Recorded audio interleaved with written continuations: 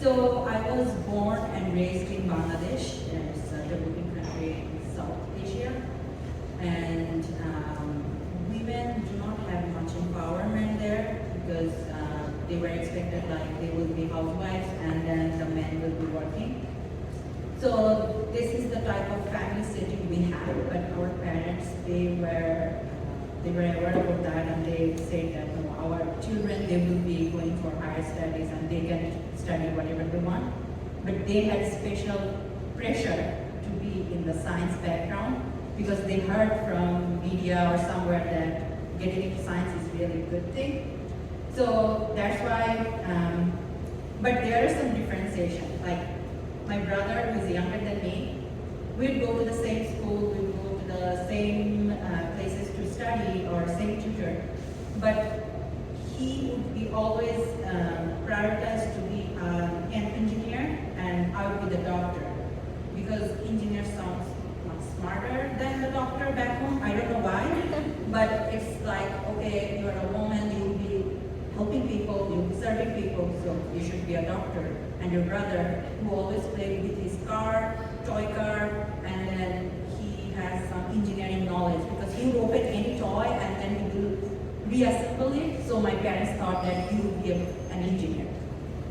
So university admission back home is super competitive. Like during my time, for each position, there are 25 students against me to fight for that position. So that's how competitive it was, just for one university. I'm not talking about the other universities. And we have separate admission tests for getting into different universities. So I didn't get into medical science, but it was too much competitive, and I was sad that time because that's something that was put in my head, like I'll be a doctor. There is no other way. If you cannot be a doctor, you are a failure. So then I got the courage to apply for other universities, and after a very big competition, I got into statistics department. So we had priority lists, like if you scored very high in your admission test, then you get to choose computer science, pharmacy, microbiology, and those things. But if you are not in the higher categories of merit positions, then you'll be choosing like other subjects that you choose. So statistics was kind of in the middle because people don't want to get there, but also don't want to avoid it because there are some other subjects where they don't want to get at all. So I was kind of, how to say that?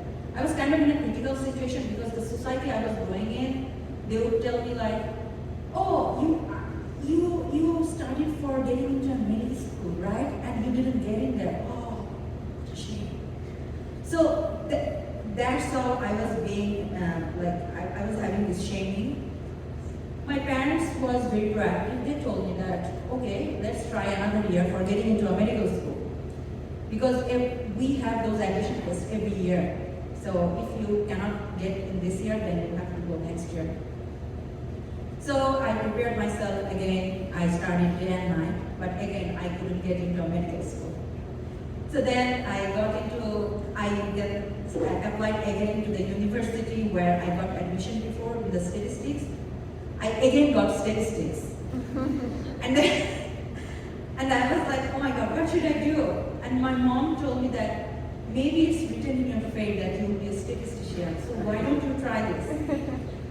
So finally, there were some shifting, so people who had better merit position than me, they went to maybe engineering school or medical school, so those seats were available, and I got into applied statistics, not theoretical, but applied.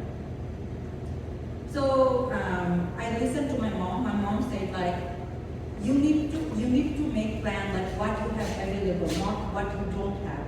So since you are getting into statistics again and again and again, so better plan how you will do better in this field. And that day I made a plan and I made a clear goal that I will go for higher studies. Like I will be just having an undergrad university. I will go for higher studies. I did my bachelor's and master's in applied statistics from back home, University of Dhaka. Then I moved to Canada and I did a master's in biostatistics from the School of Public Health Care at the University of Saskatchewan. And my office was actually in the Maclean Hall, so because my supervisor was from the stat department, so my office was there.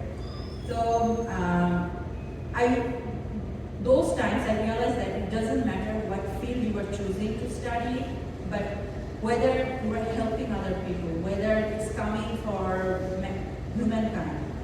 So what I did, I made a clear goal that okay, I will do research because I know that even if I cannot be a doctor, by research I can help people.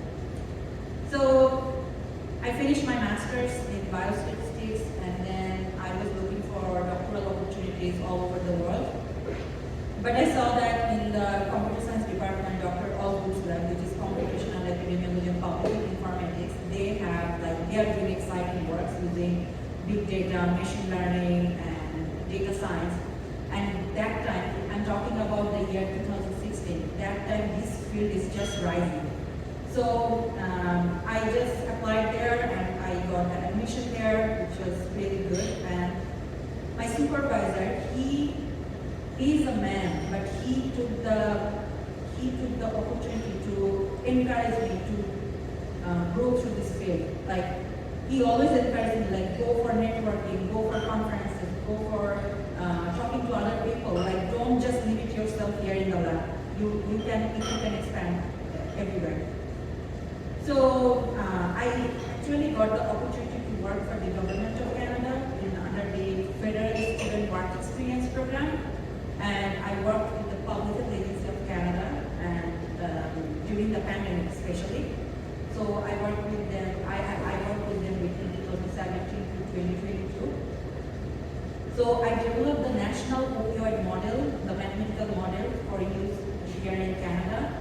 And I take really pride to say that that model is already available in the government website and they are just using it. It's not like we did something and they just kept it on the file. No, they are using it to make future prediction of the harms relating to opioid crisis. And also there was, the CDC news also cited my work there. So another work that I did with the government is the National Suicide Prevention Model for use in Canada. That's still work in progress and I'm hoping that this will be used for the Canadian population.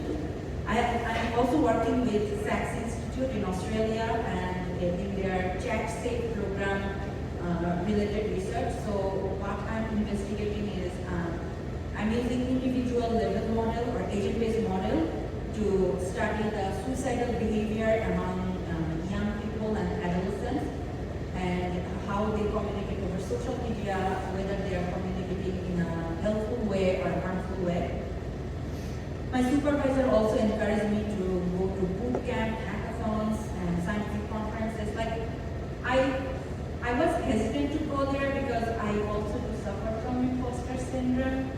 So, but the culture in our lab is like, no, you should attend and you shouldn't feel so shame like you don't know something. It's fine. We are learning here together. Although it was a big transition for me to move from applied statistics to computer science, but my lab mates, they were super helpful. Like they would help me anytime I asked for help. And they never let me feel like, oh, you were asking for too much help. No, because I didn't have that measure. I didn't have that knowledge during my undergrad for computer science. I also published in scientific articles in high-impact journals and also in the conferences. And I also published a non-scientific memoir books. I published books, and those are sold in the National Book Fair in Bangladesh, and also they are internationally sold. I got the opportunity to work with stakeholders from Saskatchewan Police Service, Predictive Analytics Laboratory, Ministry of Social Services, Ministry of Justice, Alberta Health Services, University of California, Los Angeles, International Center for Diarrheal Disease Research in Bangladesh.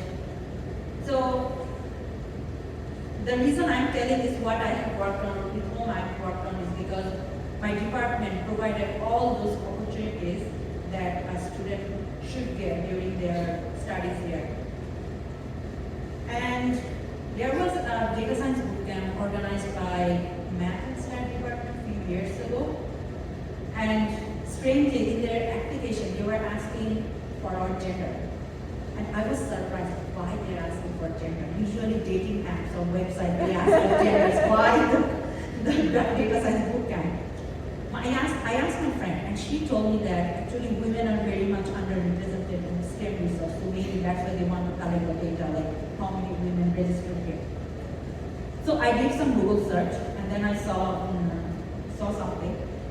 So in my language, in my Bengali language, which is my mother tongue, there is no he or she. It's a gender-neutral word we use to identify someone. So I searched in Google in my language that someone is a nurse, someone is an engineer, and obviously Google translated it as she is a nurse, he is an engineer. So then I realized like, okay, so programmer, engineer, software engineer, these are some elite terms that are only used for men. And that's why when my brother was a child, he was given a toy, which is a car, remote control car, and I was given a Barbie doll. So, but still, in back home, during our undergrad, we saw women studying in STEM research, and the numbers were high, but not as high as men. And I'm also seeing that in Canada, the number is not really high or more than men. But as I said before, my department supported me a lot during my PhD studies, and they're still supporting. And I learned that actually programmers can be women, software engineers can be women. And when I worked with the government, I was expecting, there were some technical issues I ran into, someone used to work on the computer. So they said like, oh, someone will be calling me from Ottawa and then they will work remotely on the computer. Honestly, even in my head, I was thinking like it will be an IT guy. But surprisingly, it was an IT woman or IT person. So then I realized like, oh my God, even me, I am also thinking that way. So that's how it's rooted in our head. I'd like to say that supervisors, they play a major role in the life of any grad students. Like your supervisor almost like next to your family or almost more than your family. So that's how I'm seeing here while studying in Canada. So one day my supervisor, he sent an email. That's from Presidency Council funding. And it's written that any grad students or postdocs who are receiving Presidency funding will be receiving 1 year of paid parental leave. Whoever is funded through them, like NSAR, CIHR, or SHRM. I asked my supervisor that, okay, I'm not getting NSAR funding, I'm not getting CIHR, what will happen to people like us? Because there are many married women in the lab. And then he said, it doesn't matter, as long as you are working in my lab, as long as I have funding, I will support you folks. And it's not only the women, any student who wants to be a parent and they need a parental leave, I will support them. And me and the other students in the lab, we were like shocked because you really do not get paid parental leave being a grad student. There is no, I didn't find anything except for some schools like Western College of Veterinary Medicine. I think they have some sort of scholarships for women, but not many departments. So finally,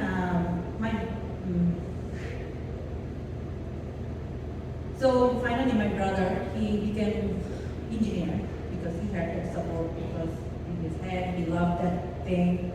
But he helped me a lot in getting into this transition of being in a computer science field because I was always nervous, but he said like, hey, I already completed my studies so I can help you, so don't worry. So I would say like I had some sort of support from my family, but they could have done a better job in not limiting me to only be a doctor or not only for me to play with a Barbie doll. They could have done a better job, especially the society. I had some leadership roles during my doctoral work, like I served as the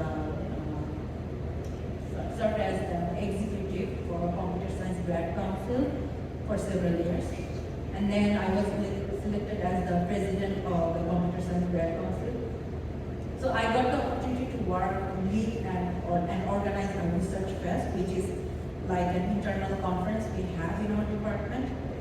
And one of the executives from my team, he asked me like, is there any way that we can do something for women?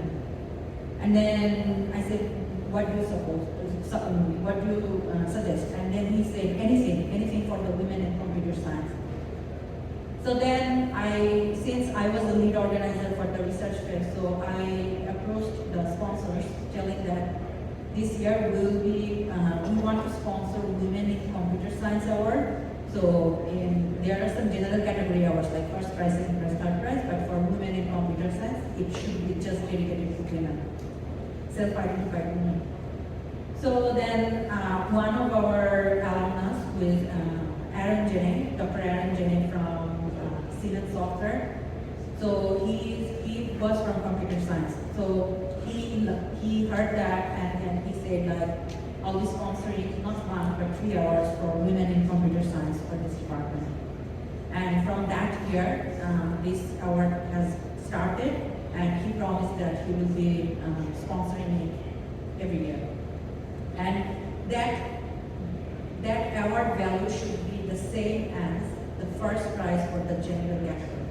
Like if somebody was first and then they are receiving $500, then the women in computer science, doesn't matter which position, but they should also receive $500. And like in government of Bangladesh, like back home, and then the opposition party there, those were made by ladies for over 30 years. But in Canada at this moment, I do not see like I haven't seen any ladies being a prime minister or president here. So, but I'm being hopeful because I now learned that the current government, they have more than 50% cabinet seats assigned to women. So we can just hope for a better future. And back home, we have female pilots. I know that here we do have female pilots, but since I have traveled many times, but I haven't found any Canadian female pilot in the airlines I was taking. But maybe, as I said, maybe there are, but I didn't find it. And the U15 universities in Canada, they don't, like, most of them have male president. So women are not in the higher level decision body. They are maybe like the dean or maybe the provost, but not the president. Like very few in numbers. Another leadership opportunity that I got during my PhD is serving as the president of Graduate Students Association at this university. So during the election time, surprisingly, my opposition was a male who is from my own community, like the Bangladeshi community. So the Bangladeshis, they were like, oh my God, we have 2 candidates fighting for the same position. They were happy. But then one of the guys, he knocked me.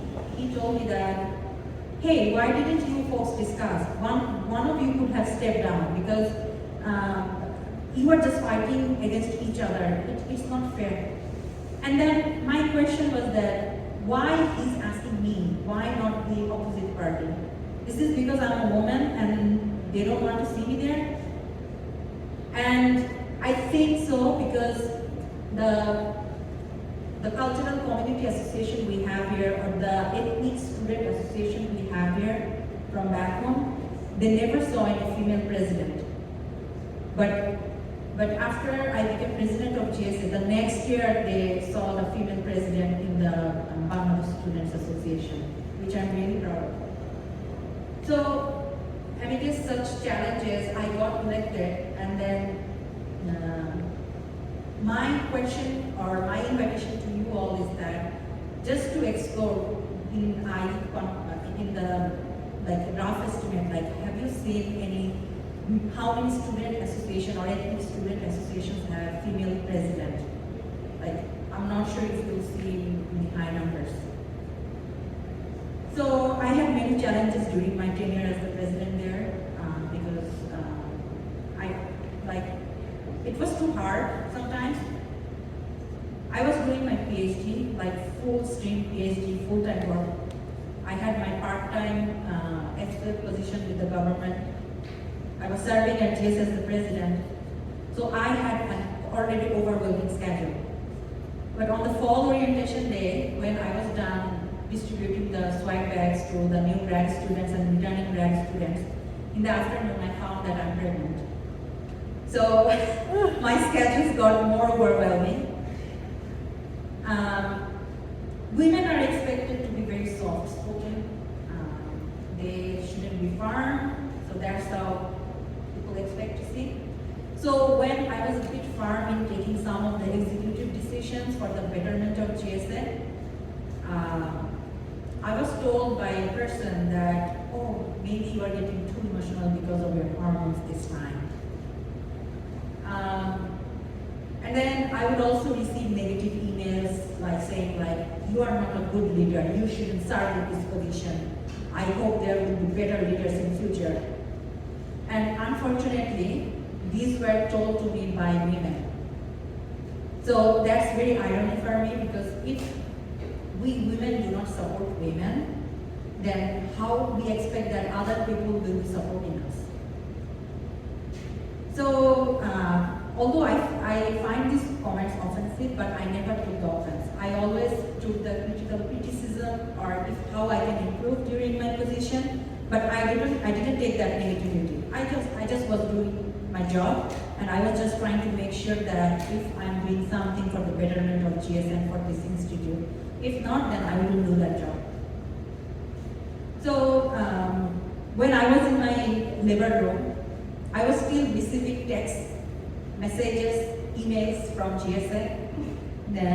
And I was like, if men can do it, I should do it. If the New Zealand president can do it, I should do it. But at one point, my husband asked me like, honey, you are in your labor pain. Can you please turn off your phone? And let the world do their job. That just don't be too competitive with yourselves. Like you have done a good job. So I would say like, although such level of competition within me created some form of anxiety, which is not healthy because we need to prioritize our health, our family. But I was able to successfully finish my tenure during the GSA. And the general grad students, like which I was representing over 4,400 grad students, they were really supportive of me. They sent me kind messages saying like, you have done a good job. So that's all that mattered to me. But I would say like there is still some systematic accommodation needed for women in STEM and women in leadership. So what I have done from my part, during GSA leadership role, I actually work towards paid parental leave for grad students. And I talk to the university senior leaders like the President's Executive Committee, CGPS Council Committee, or Academic Affairs Committee. I personally talked to the CGPS Dean, and I told her, like, because I'm having a lived experience, my supervisor is very kind, that's why he's providing this support, but not all the other supervisors are like that. So we should do something, we should be general, like at least for 4 months paid parental leave for grad students, at least. I also spoke to the federal level member of parliaments when I was working with the Canadian Federation of Students or Graduate Student Society of Canada. I talked to them, I told them like, this is my lived experience and you should do something at the federal level, like how you can support grad students who are thinking of having a family. Because we delay in our life getting degrees after degrees, and we don't have jobs, we don't have money, but there should be something to support us. And we also took some money from the GSA Reserve Fund so that we can provide need-based support to students who decide to be parent. And also, as I mentioned before, during my CSGC, like Computer Science Grad Council presidency, I feel like the 3 hours for women in STEM, that was something very high thing during my tenure. And I don't want to stop here. I want to go further in my life, both in STEM, both in leadership, and both in my writing. So my invitation to all of you is that wherever you are, whichever minor background you are having, just try to help the other person. Just try to help your colleagues. Because when I receive those negative emails, if I receive those from a man, then maybe I could have lived with that. But for women saying that, it's really heartbreaking. So we should be careful about this, and I hope to see many gender diverse people representing in STEM research, not only women, but many other gender identity people. So thank you so much for listening to me. And if you have any questions, I'll be happy to